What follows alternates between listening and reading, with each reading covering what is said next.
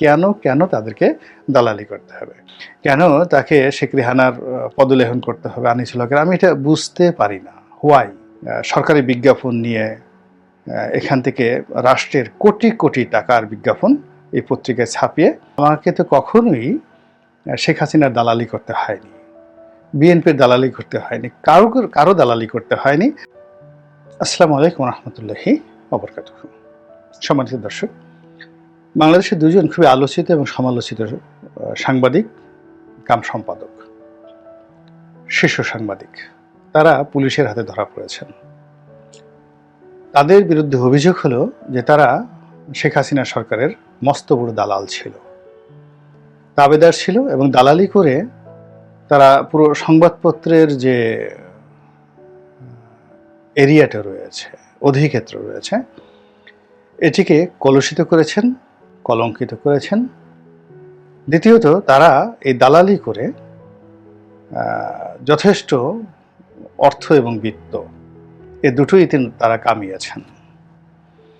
তারা ক্ষমতার অপপ্রয়োগ করেছেন, তাদের প্রতিপত্তি, রাজনৈতিক প্রভাব এবং প্রতিপত্তি, এগুলোকে ব্যবহার করে আর্থিকভাবে লাভবান হয়েছেন, পেশার অমর্যাদা করেছেন, পারিবারিকভাবে লাভবান হয়েছেন, প্রতিপক্ষকে তারা ক্ষতি করেছেন, এবং দেশের যে পুরো সিস্টেমটি, গণতান্ত্রিক যে সিস্টেমটি, নীতি নৈতিকতা, বোধ এবং বুদ্ধি, এটির সর্বনাশ করেছেন। কাজেই তাদের এই গ্রেপ্তারে সবাই খুশি হয়েছেন। আওয়ামী লীগের কিছু লোকজন ছাড়া মোরালেস সবাই খুশি হয়েছেন। এমনকি আওয়ামী লীগের একটা বিরাট অংশ খুশি হয়েছিল। এর কারণ হলো সারা জীবন আওয়ামী লীগ করেন, মাঠে ঘাটে পথে দেখা গেল যে তারা দলের জন্য অনেক কিছু করেছেন, তারপর জেল খেটেছেন, রক্ত দিয়েছেন, অনেকে মারা গিয়েছেন। তো এই সকল আত্মত্যাগ যারা করেন দলের জন্য, তারা যখন দলের সুসময়ে দালালি করেন, অন্যায় করেন, টেন্ডারবাজি করেন, তখন জিনিসটা অতটা দৃষ্টিকটু মনে হয় না যতটা এই মোজাম্মেল বাবুরা বা শ্যামল দত্তরা যখন অপকর্ম করেন তখন মনে হয়। এখন এই যে মোজাম্মেল বাবু এবং শ্যামল দত্ত, তো শ্যামল দত্তর যে পত্রিকাটি, এটা ভোরের কাগজ, একেবারে অনুল্লেখ্য একটি পত্রিকা, এটার মালিক সাবের হোসেন চৌধুরী।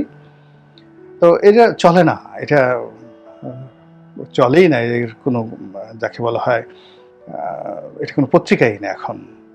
কিন্তু শ্যামল দত্ত এখানে সম্পাদক থেকে সরকারি বিজ্ঞাপন নিয়ে এখান থেকে রাষ্ট্রের কোটি কোটি টাকার বিজ্ঞাপন এই পত্রিকায় ছাপিয়ে তারা মোটামুটি রাজার হালে জীবনযাপন করেছেন। মালিক সাবের হোসেন চৌধুরী থেকে শুরু করে এই ভোরের কাগজের পিয়ন, ড্রাইভার, দারোয়ান থেকে শুরু করে সবাই এই যে দালালি, শ্যামল দত্তের যে দালালি, এই দালালির ফল তারা ভোগ করেছেন। এই গেল একটা। অন্যদিকে মোজাম্মেল বাবু, তিনি মূলত বুয়েট থেকে পাশ করা একজন ইঞ্জিনিয়ার, ছাত্রনেতা ছিলেন, ছাত্রলীগ করতেন আগের থেকেই, খুবই বন্ধুবৎসল। তারপর তিনি এই সরকারের সময়টিতে ৭১ টেলিভিশনের লাইসেন্স নেন এবং এখানে বাংলাদেশের যে অন্যতম শীর্ষ শিল্প গ্রুপ, মেঘনা গ্রুপ, এই ফ্রেশ যে সকল আছেন তাদের কাছ থেকে ফাইন্যান্স নিয়ে তিনি এই প্রতিষ্ঠানটির ম্যানেজিং ডিরেক্টর রূপে বা প্রধান নির্বাহী রূপে তিনি শেয়ার হোল্ড করতেন এবং এই পুরো মিডিয়াটিকে সরকারের প্রোপাগান্ডার বাক্স হিসেবে ব্যবহার করতেন। এবং এদের যে দৌরাত্ম্য এবং এদের যে আওয়ামী লীগ প্রীতি, এর কাছে বিটিভি আসলে শিশু ছিল এবং তাদের ক্ষমতা এত বেশি ছিল যে এদের কবলে পড়লে, রোষানলে পড়লে কারো রক্ষা ছিল না। আর এদের যে কোনো লোকই, মানে এদের অফিসের পিয়ন, ড্রাইভার, দারোয়ান থেকে শুরু করে ঝাড়ুদার পর্যন্ত আওয়ামী লীগ জমানাতে যে কোনো মন্ত্রী মিনিস্টারের চেয়ে ক্ষমতাধর ছিলেন। এবং এদের কবলে পড়ে, পাল্লায় পড়ে ব্যারিস্টার মইনুল ইসলামের মতো মানুষ, তিনি ব্যারিস্টার মইনুল হক, তো ইত্তেফাকের যিনি মালিক ছিলেন, তোফাজ্জল হোসেন মানিক মিয়া সাহেবের ছেলে, মইনুল হক না, ব্যারিস্টার মইনুল ইসলাম, তো তার মতো মানুষকে জেলে যেতে হয়েছিল এবং সেই জেল থেকে বের হয়ে আর সেই মানুষটি বাঁচতে পারেননি। অপমান, যেটা বঙ্গবন্ধুর জমানাতে যে ঘটনা ঘটেনি, জিয়াউর রহমানের কোনো দিন তাদের জীবনে, অর্থাৎ ব্যারিস্টার মইনুল এবং তার পরিবারের জীবনে এই অপমান স্বাধীন বাংলাদেশে কখনো হয় নাই। এর কারণ হলো মহান মুক্তিযুদ্ধে ইত্তেফাকের গৌরবজনক ভূমিকা এবং সংবাদপত্র জগতে তোফাজ্জল হোসেন মানিক মিয়া থেকে শুরু করে আনোয়ার হোসেন মঞ্জু এবং ব্যারিস্টার মইনুল হোসেনের যে ভূমিকা, এ কারণে তাদের ভুল ভ্রান্তিগুলো বাদ দিয়ে তাদেরকে সবাই মানুষ মাথায় করে রাখত।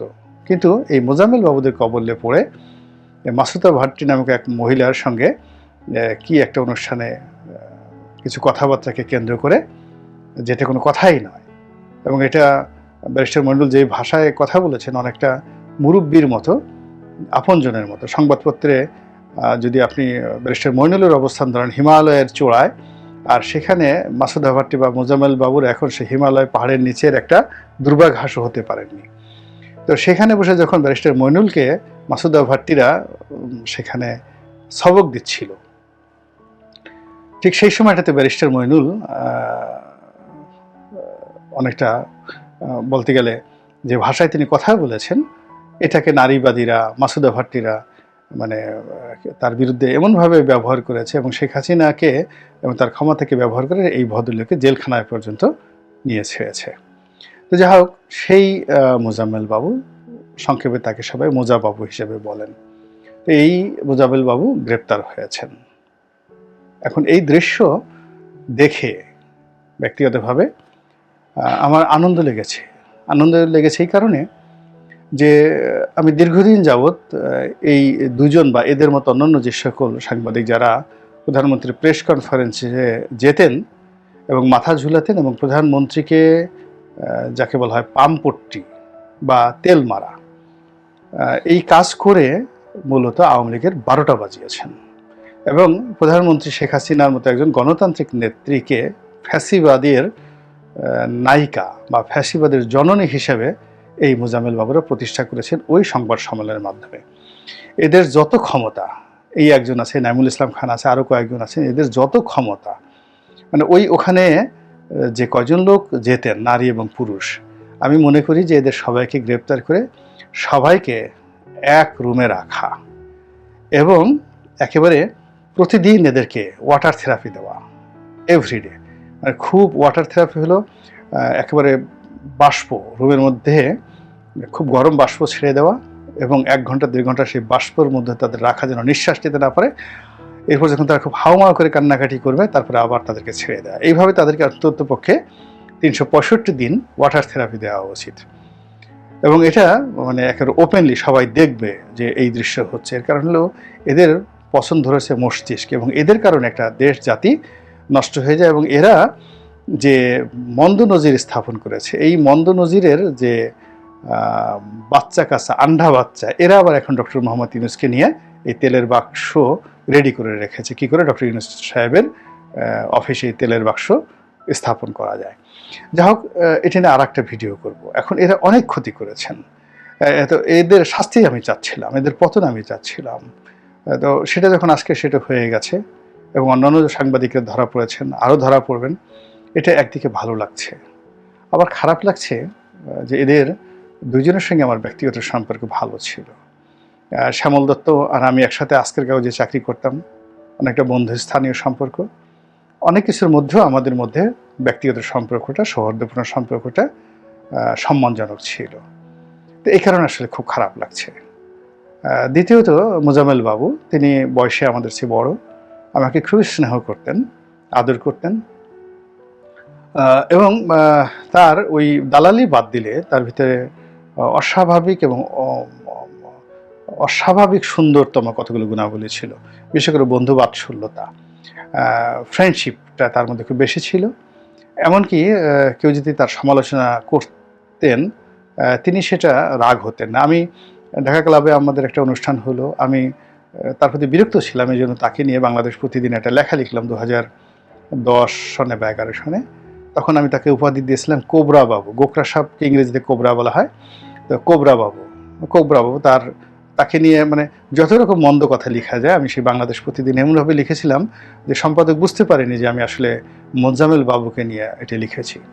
তো এই ঘটনার কয়েকদিন পরে আবার একটা অনুষ্ঠানে মোজাম্মেল বাবু সাহেবের সঙ্গে আমার দেখা হলো এবং তিনি আমার হাতটা ধরে বললেন যে রনি, ইটস ওকে, বাট একান্ত ব্যক্তিগত আলাপ আলোচনার যে বিষয়গুলো এগুলো পত্রপত্রিকায় না লেখাই ভালো। তো আমি এই যে তার যে উদারতা এবং তার যে এই কথা, এটা আমাকে কিন্তু ভীষণ রকমভাবে মানে দেখো লজ্জিত করে ফেলেছিল। আমি এরপরে আর কখনো তাকে নিয়ে কোনো বাজে কথা লিখিনি। তো আমার বক্তব্যটা হলো যে শ্যামল দত্ত এবং মোজাম্মেল বাবু বাংলাদেশের সংবাদপত্র জগতে সিজেন্ট দুজন সাংবাদিক। তাদের অনেক কিছু করার ছিল এবং তারা এই দালালি ঠালালি ছাড়াও খুব স্বাভাবিকভাবে জীবনযাপন করলে অনেক কিছু করতে পারতেন এই সমাজের জন্য, নিজেদের জন্য। এবং আজকের এই যে অধপতন, এই অধপতন আমাদেরকেও দেখতে হতো না এবং তাদেরকে ভোগ করতে হতো না। তো কাজেই তারা এই কাজগুলো কেন করেছেন আমি নিজে ভেবে পাই না। এর কারণ হলো শ্যামল দত্ত কিংবা মোজাম্মেল বাবু আমরা তো একই সাথেই সংবাদপত্র জগতে ছিলাম। আমি তো বললাম যে শ্যামল দত্তের সঙ্গে একসঙ্গে চাকরি করেছি। তো সেখান থেকে ব্যবসা বাণিজ্য করেছি, তারপরে রাজনীতি করেছি, একটা জায়গাতে গিয়ে পৌঁছে গিয়েছি। তো সেই পৌঁছানোর জন্য আমাকে তো কখনোই শেখ হাসিনার দালালি করতে হয়নি, বিএনপির দালালি করতে হয়নি, কারো দালালি করতে হয়নি। অথচ আমি যেখানে দরকার সেখানেই খুব ইজিলি আমি তাদেরকে পেয়ে যাচ্ছি। তো এই জন্য তো আমাকে দালালি করতে হয়নি, বরং আমি খুব নির্মমভাবে অনেকের সমালোচনা করেছি। আপনি দেখুন জামাতকে নিয়ে আমি যে সমালোচনা করেছি সেই 2009 সনে 10 সনে, এরকম টু দি পয়েন্টে কয়জন জামাতকে সমালোচনা করতে পেরেছে। সেই পার্লামেন্ট আমি দাঁড়িয়ে জামাতের বিরুদ্ধে সে 15 মিনিট বক্তব্য দিয়েছে জামাতের বিরুদ্ধে, প্রচুর লিখেছি জামাতের বিরুদ্ধে, আবার তাদের পক্ষেও বলেছি। কই জামাতের সাথে তো আমার কখনো সম্পর্ক নষ্ট হয়নি, বরং জামাতের যত শীর্ষ নেতা রয়েছেন তাদের সঙ্গে আমার যে ব্যক্তিগত সম্পর্ক এটি আপনারা কল্পনাই করতে পারবেন না। আবার বিএনপির কথা চিন্তা করেন, আমি যখন আওয়ামী লীগে ছিলাম বিএনপির পক্ষে বলেছি, আবার হাওয়া ভবন নিয়ে, তারেক রহমান সাহেব নিয়ে, এমনকি বেগম জিয়াকে নিয়ে, শহীদ প্রেসিডেন্ট জিয়াউর রহমান সাহেবকে নিয়ে যে নেতিবাচক কথাগুলো তাদের সমালোচনা কেউ করেনি কখনো, সেই সমালোচনা করেছি আমি। সেই একেবারে 2018 সন পর্যন্ত করেছি। তো বিএনপির মনোনয়ন পেতে তো আমার কোনো অসুবিধা হয়নি, কখনো অসুবিধা হয়নি। আবার এই যে এখন বিএনপিতে আছি, আমি তো অন্য সবার মতো বিএনপির যারা শীর্ষ নেতৃবৃন্দ রয়েছেন তেলের ড্রাম নিয়ে কাউকে তেল মারছি না, বরং এখনও বিএনপিতে থেকে অনেক বিষয় বিএনপির সঙ্গে দ্বিমত হলে আমি সমালোচনা করছি। আমার তো কোনো কিছুতেই কোনো সমস্যা হচ্ছে না। তো সেক্ষেত্রে কেন মানুষ দালালি করে? আমার তো এই যে দালালি করে কখনো টাকা উপার্জন করতে হয়নি, গাড়ি হয়েছে, বাড়ি হয়েছে, ঢাকা শহরে দুটো ডাল ভাত হয়েছে। তো সব কিছু সংস্থান করতে আমায় যে শ্রম করেছি, শ্রমের বিনিময়ে সেটা এসেছে, এর জন্য আমাকে দালালি করতে হয়নি। তো সেক্ষেত্রে শ্যামল দত্ত বা শ্যামল দত্তের মতো যারা মানুষ আছেন, মোজাম্মেল বাবুর মতো মানুষ আছেন, কেন তাদেরকে দালালি করতে হবে? নাইমুল ইসলাম খান ওয়ান্স আপন এ টাইমে ওয়াজ মাই বস। আমরা যখন আজকের কাগজে চাকরি করতাম তিনি আমাদের সম্পাদক ছিলেন। আমি ভেবে পাই না যে আমার সম্পাদক নাইমুল ইসলাম খান তাকে কেন দালালি করতে হবে। তার সাথে আমরা চাকরি করেছি, চাকরি করে আজ আমি যেখানে এসেছি, যে জায়গাতে এসেছি, তা আমার সাথে তিনি যখন সেই 1990 সনে আমরা একসাথে চাকরি করতাম আজকের কাগজে, তিনি সম্পাদক ছিলেন, আমি মফস্বল বার্তার সম্পাদক ছিলাম।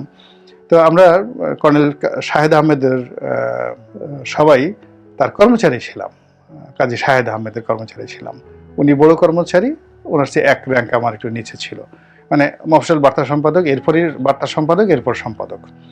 তো এই হলো অবস্থা। এখানে ওই যে প্রথম আলোর মতিউর রহমান সাহেব, উনিও আমাদের সাথে চাকরি করেছেন।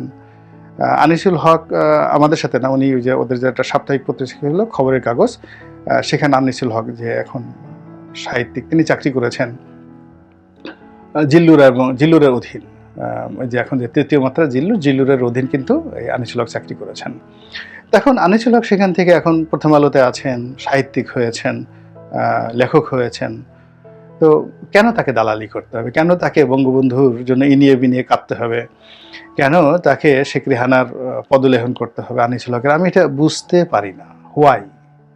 বা এই যে আমাদের প্রথম আলোর মতিউর রহমান সাহেব, তিনি বিশেষ প্রতিবেদক হিসেবে, স্পেশাল করেসপন্ডেন্ট হিসেবে যোগদান করলেন আজকের কাগজে। তো তিনি এখন প্রথম আলোতে আসছেন, কেন তাকে পলিটিক্যালি এখন তাকে সবাই সন্দেহের চোখে দেখে? তো এই জায়গাতে কেন তাকে যেতে হবে? মাহফুজ আনাম সাহেবের সঙ্গে আমরা একসাথে ডেইলি স্টারে কাজ করেছি। উনি নির্বাহী সম্পাদক ছিলেন। তো কেন তাকে এখন এই বিতর্কিত জায়গায় আসতে হবে? তার কি এমন পরিবর্তন হয়েছে? বা তিনি এমন কি হতে চান যেটি দালালি না করে, ভারতের এজেন্ট না হয়ে বা দেশ বিরোধী কোনো ঘটনা না করে অনেকেই তার চেয়ে অনেক বড় হয়েছেন। কেন তাকে এই জিনিসগুলো করতে হবে? তো এরকম আমি জিনিসগুলো বুঝতে পারি না। তো এখন এই যে দুজন সাংবাদিক গ্রেপ্তার হলেন, আরও গ্রেপ্তার হবেন, তাদের থেকে যদি অন্যান্য যারা সাংবাদিক রয়েছেন তারা সতর্ক হন এবং এই ধরনের দালালির যে কর্মকাণ্ড এগুলো থেকে নিবৃত্ত থাকেন, এটিই হবে এই গণঅভ্যুত্থানের বিজয়ের প্রাপ্তি। আল্লাহ আমাদের সবাইকে হেদায়েত দান করুন এবং হেফাজত করুন। আসসালামু আলাইকুম ওয়া রাহমাতুল্লাহি ওয়া বারাকাতুহু।